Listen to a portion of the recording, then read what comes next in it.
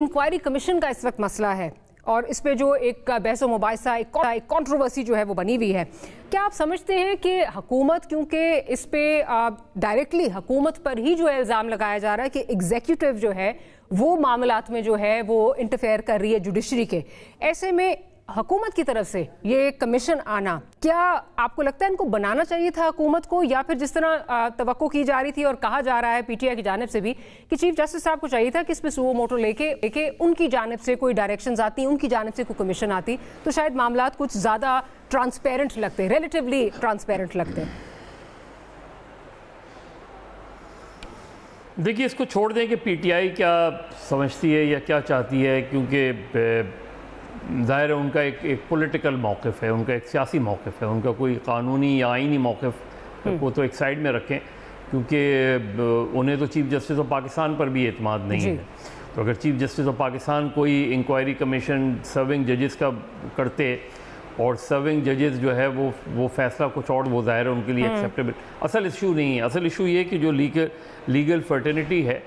उसको भी strong reservations हैं। अब तसद्दुक़ जिलानी साहब चीफ जस्टिस ऑफ पाकिस्तान रहे हैं, उनकी जनरल रेपुटेशन बहुत अच्छी रही है एज ए चीफ जस्टिस, उनके कुछ लैंडमार्क डिसीजंस भी हैं। वो किस तरीके से चीज़ों को आगे लेके जाते हैं ये भी देखना पड़ेगा। लेकिन ये कमीशन, जहाँ तक मेरी इत्तला है, ये कमीशन जो है वो क्योंकि वज़ीर आज़म जो चीफ़ जस्टिस से मिलने गए थे वो वज़ीर आज़म की दरख्वास्त पे चीफ़ जस्टिस से मुलाकात नहीं हुई, बल्कि चीफ़ जस्टिस ने बुलाया था वज़ीर आज़म को। तो अब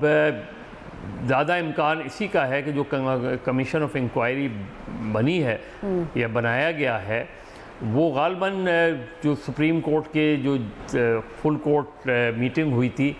उसमें यही फ़ैसला गालबन हुआ है कि बजाय इसके कि सुप्रीम कोर्ट उसको टेकअप करे और सुप्रीम कोर्ट सुओ मोटो ले और कोई लार्जर बेंच बना के उसकी इंक्वायरी करे, उन्होंने उसको छोड़ दिया कमीशन ऑफ इंक्वायरी पे, जो कि एक ज़ाहिर है एक उस पर सवालात हैं। और सवालात इसलिए हैं क्योंकि जो जजेस ने 6 जजेस ने ख़त लिखा था उस जजेस में एग्जीक्यूटिव को भी उन्होंने सस्पेक्ट के तौर पे देखा था और उनके रोल पर भी सवालात उठे थे। तो अब अगर एग्जीक्यूटिव ही कोई कमीशन बनाती है और फिर अल्टीमेटली वो रिपोर्ट भी एग्जीक्यूटिव के पास जाएगी,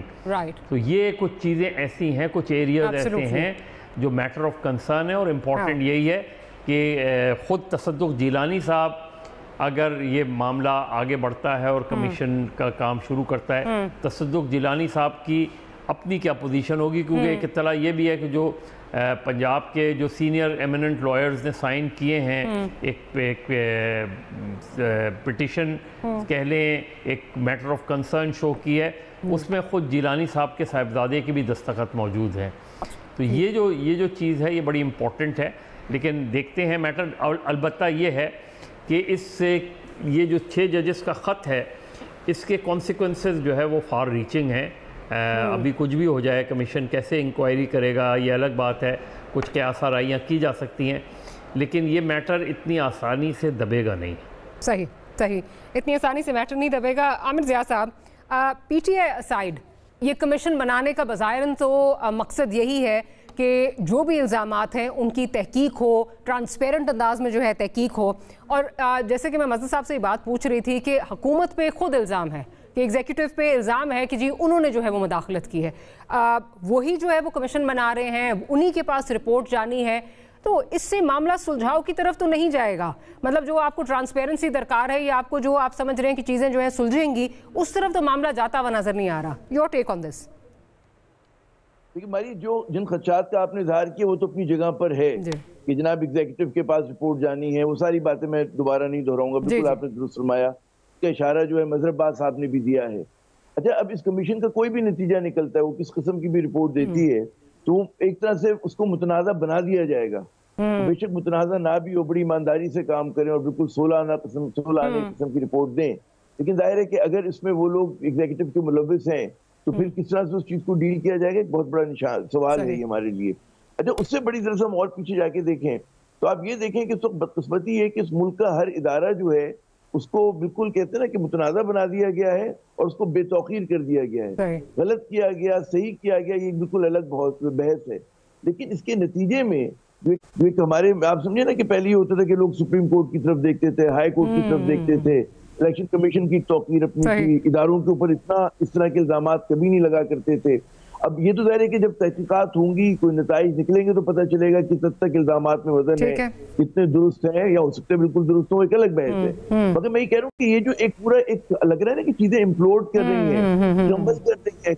हर चीज का क्रेडिबिलिटी का मसला हो गया है। अच्छा, उसमें हम जब स्टेट इंस्टीट्यूशंस की बात करते हैं, वो हमारा मीडिया की भी क्रेडिबिलिटी का मसला हो गया है। आप देखिए ना कि इस वक्त चाहे वो हुकूमत हो, चाहे इस इख्तिलाफ हो, क्योंकि इतनी ज्यादा हमारी सोसाइटी में पोलराइजेशन हो गई है कि कोई दूसरे को तस्लीम करने के लिए तैयार नहीं है। तो ज्यादा फिक्र इस बात की होनी चाहिए कि हम बजाय इसके कि जी फला जो है बुनियादी तजाद बन के, बाद लोग कहते हैं जी पीटीआई सबसे बड़ा मसला है, पीटीआई कहती है कि जी ये लोग जो हुकूमत में, ये सबसे बड़ा मसला है। मसला तो मजमूई तौर पे सब बन गए इस वक्त, और इस मसले से निकलेंगे कैसे, ये मेरे ख्याल में एक ऐसा सवाल है कि जिसका जवाब हमें नहीं मिलता, क्योंकि हर आदमी जो है वो जीरो सम गेम की कोशिश कर रहा है। वो कह रहे हैं कि जी नहीं, मतलब है कि माई वे और हाई वे। अच्छा, इसमें इत्तेदाल कहाँ पर आएगा, और जो लोग इत्तेदाल ला सकते थे, एक मिडिल पाथ निकाला जा सकता है, तो मैं ज्यादा जोर दे रहा हूँ मिडिल पाथ पे, वो लोग इस वक्त वो फोर्स आपको कोई नजर नहीं आ रही है। फिर हर तरफ जो है लोगों ने अपनी पोजीशंस ली हुई हैं, और उसमें बिल्कुल ईमान धर्म की हद तक लोगों को यकीन है। जब इतनी ज्यादा आग लगी हुई हो, तो फिर हमें फिक्रमंद होना चाहिए कि हम पाकिस्तान को ये जो मल्टीपल बुरहान है, जो आपने बिल्कुल सही बात की